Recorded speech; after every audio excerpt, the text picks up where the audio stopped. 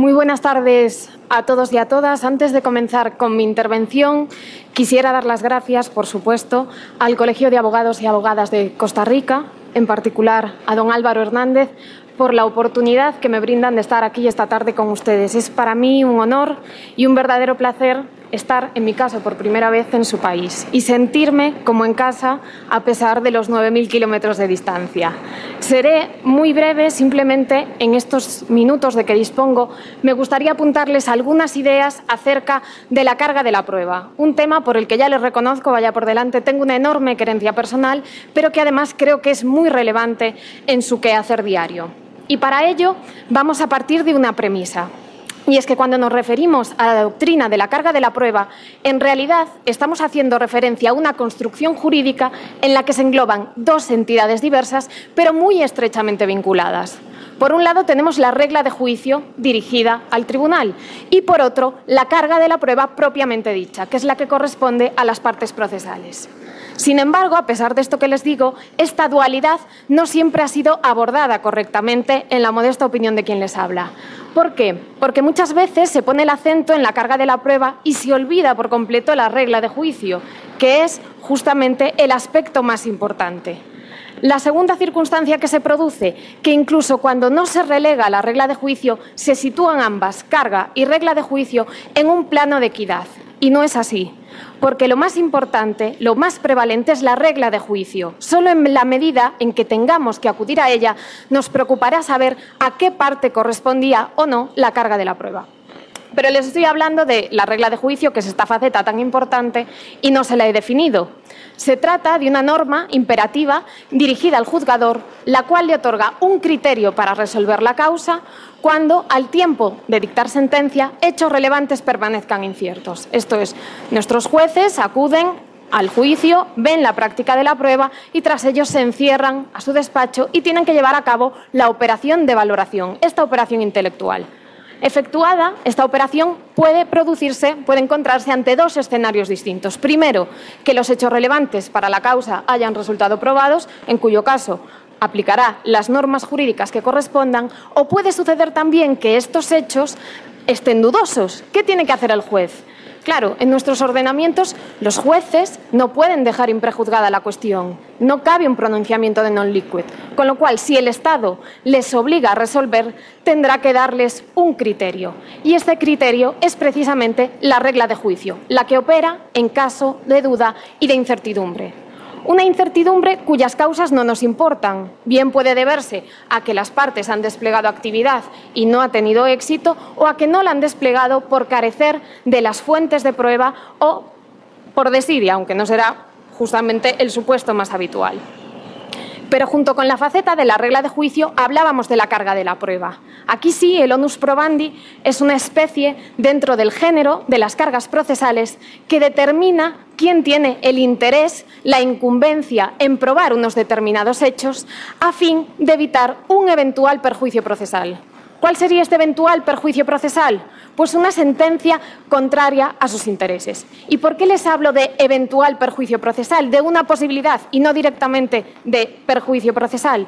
Porque puede suceder que una parte no levante su carga de la prueba y, sin embargo, la sentencia no sea contraria a sus peticiones. El ejemplo más sencillo, imagínense un demandado que tiene que probar el hecho extintivo, tiene la incumbencia en probar el hecho extintivo, pero la parte actora no ha logrado probar el constitutivo. Aunque no logre levantar la carga de la prueba, nada sucederá porque su sentencia no será desfavorable a sus intereses, sino a los de la actora. ¿Por qué existe la carga de la prueba?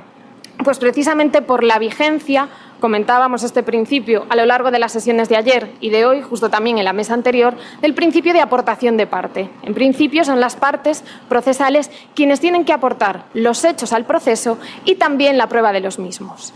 ¿Y para qué nos sirve también la carga de la prueba? Pues para orientar la labor de las partes. No es su función principal, pero constituye sin duda una guía en su actuación y en la elaboración de su estrategia procesal. Si yo sé que como parte actora me corresponde la prueba de los hechos constitutivos o como parte demandada la de los impeditivos, extintivos y en el caso de la terminología española excluyentes, en la suya modificativos, o que se aplica una determinada regla especial, ya procuraré yo en mi actuación en el proceso, acomodarme a esas directrices para evitar que no se falle en mi contra. Eso sí, tiene una función orientadora, pero no distribuye a priori quién tiene que probar los hechos. Esto es, cuando las partes proponen la prueba, el juez no tiene que decir no, a usted no le corresponde la prueba de esos hechos. Porque al juez, y vamos a dejar al margen el debate sobre el polémico 429, que también nos ha expuesto los compañeros de la mesa anterior, al juez le es indiferente quien aporte la prueba de los hechos, siempre y cuando pueda tener la certeza de los mismos. Y es que en nuestros procesos opera el denominado principio de adquisición procesal. Los resultados de las actividades procesales, en nuestro caso de la prueba, son comunes, forman parte del acervo general del proceso, con independencia de quién los aporte. Este principio opera plenamente en el ordenamiento jurídico español, pero nuestra ley de enjuiciamiento civil no lo reconoce y, por lo que he podido ver, creo que tampoco hay un reconocimiento expreso en su Código Procesal Civil, que entrará próximamente en vigor. En España, este principio comenzó a aplicarse en los años 30 a raíz de una sentencia del Tribunal Supremo. ¿Qué pasaba aquí? Que en el juicio de instancia el hecho constitutivo de la pretensión de la actora, curiosamente, no había sido probado por ella, sino por la contraparte, que era la abogacía del Estado. ¿Qué hizo el juez de instancia? Dijo, bueno, efectivamente está probado, pero como no le correspondía a la abogacía del Estado como parte demandada, sino a usted, desestimo su pretensión. ¿Qué hizo el Tribunal Supremo? Precisamente hacer referencia a este principio. Nos da igual quién aporte la prueba de los hechos, mientras no haya incertidumbre, se fallará según como corresponda. Precisamente por todas estas cuestiones que les estoy comentando, porque la carga de la prueba, la doctrina de la carga de la prueba, opera en la fase decisoria del proceso, es que quizás no, ya les digo, en la modesta opinión de quien les habla, no comulgue mucho con la ubicación de su artículo 41.1. Si nosotros vamos al 41.1 de su nuevo Código Procesal Civil, inicia la sección destinada a la prueba. No nos estamos moviendo en el ámbito de la prueba, es una norma reguladora de la sentencia realmente. Y aquí, si ustedes van a la regulación de la Ley de Enjuiciamiento Civil española, encontrarán que ese artículo, el fundamental, el 217, está ubicado en una sección que es de los requisitos internos de la sentencia y sus efectos.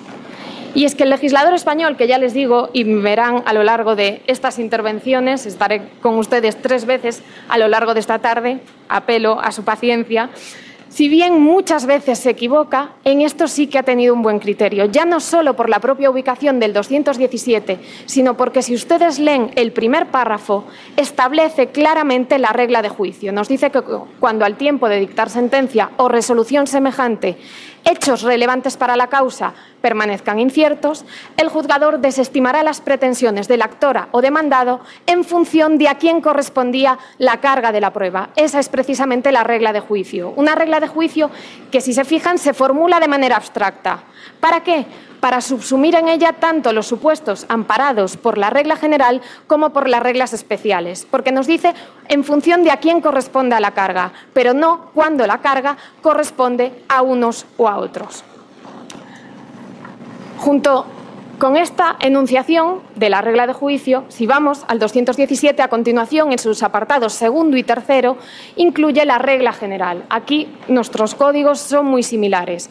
Hay un pequeño matiz en relación a uno de los tipos de hechos, pero fundamentalmente es sustancialmente igual y no tendrá ningún tipo de repercusión en la práctica. Corresponde a la parte actora la prueba de los hechos constitutivos, esto es, de los que ordinariamente se desprenda el efecto jurídico pretendido, y a la parte demandada, en términos de la Ley de Enjuiciamiento Civil española, la de aquellos que impidan, extingan o enerven la eficacia de los constitutivos, esto es, hechos extintivos, impeditivos y excluyentes. Ustedes, en lugar de referirse a los excluyentes, lo hacen a los modificativos. ¿De qué partimos, en todo caso? De la clasificación tetrapartita de los hechos que el italiano Chiovenda, conocido por todos nosotros, formuló allá por el siglo pasado. Precisamente por ostentar esta regla de la que les hablo, carácter general, será de aplicación en la mayoría de los casos, pero nuestras respectivas legislaciones, con muy buen criterio, prevén expresamente que podrá haber reglas especiales de distribución de la carga. A ella se refiere tanto el 41.1 como, en nuestro caso, el 217.6. ¿Dónde se contienen esas reglas especiales? Pues en el ordenamiento jurídico español, dispersas por todas partes. Las tenemos en el Código Civil, las tenemos en legislación especial y las tenemos en el propio artículo 217. Hay 2 reglas especiales. Y eso es una situación, pues, a mi modo de ver, absurda y que no tiene sentido. Ustedes, con muchísimo mejor criterio, han enunciado que hay reglas especiales, pero no las incluyen. Porque lo cierto es que hay 2 opciones. O incluimos todo el listado, en el caso del español sería un artículo que nos ocuparía páginas y páginas y páginas, o establecemos esa premisa general y nos remitimos a las normas que correspondan. Lo que sí no procede es, como hacemos nosotros, incluir 2 reglas especiales y el resto no, porque ofrece una visión incompleta y sesgada. ¿Algún ejemplo de estas reglas especiales? Pues les voy a mencionar el del 217.5.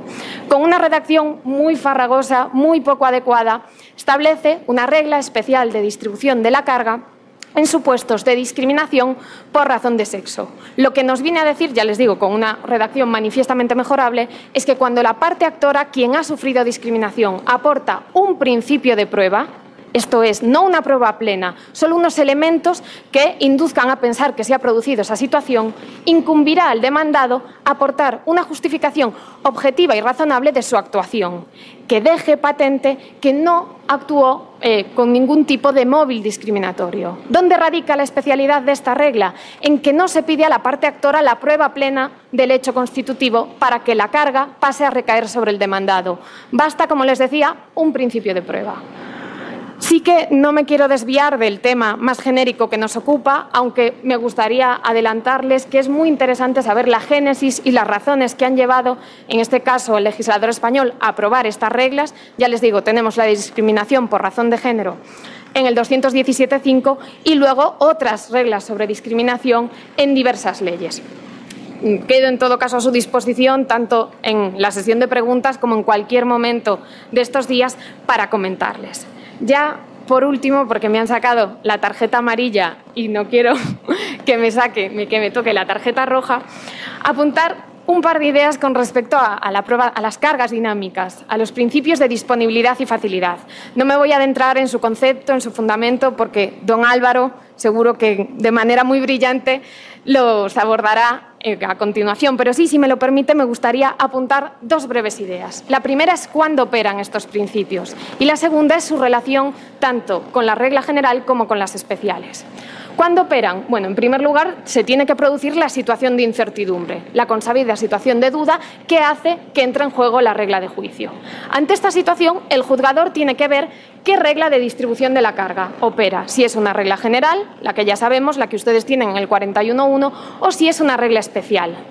Una vez sabe esto, si a la vista de que la prueba de los hechos que corresponden a cada una de las partes es muy gravosa, le genera indefensión, supone una verdadera probatio diabólica, podrá evitar este efecto aplicando estos principios. ¿Qué va a suponer? Que las consecuencias van a recaer en una persona distinta a la que en principio correspondería. Eso sí, aunque con carácter general se aplicarán los principios de disponibilidad y facilidad probatoria en relación a la regla general, yo creo que no se debería descartar de plano su aplicación en algún supuesto concreto a las reglas especiales. Y sí que creo que aquí su artículo 41.1 parece, si atendemos al tenor literal de su legislación, que solo piensa en ellos en relación a la regla general. Dice que para la aplicación de lo dispuesto en los incisos anteriores de este artículo, que son precisamente los referidos a la regla general, se deberá tener presente la disponibilidad y facilidad probatoria que corresponde a cada una de las partes, de acuerdo con la naturaleza de lo debatido. Como les digo, creo que su ámbito usual es el de la regla general, pero no deberíamos rechazar de plano otras posibilidades.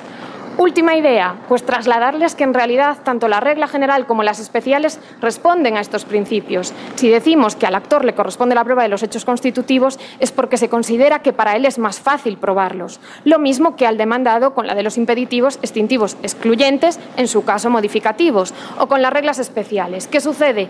Que a veces la rígida aplicación siempre y en todo caso de esas normas nos puede llevar a resultados indeseados.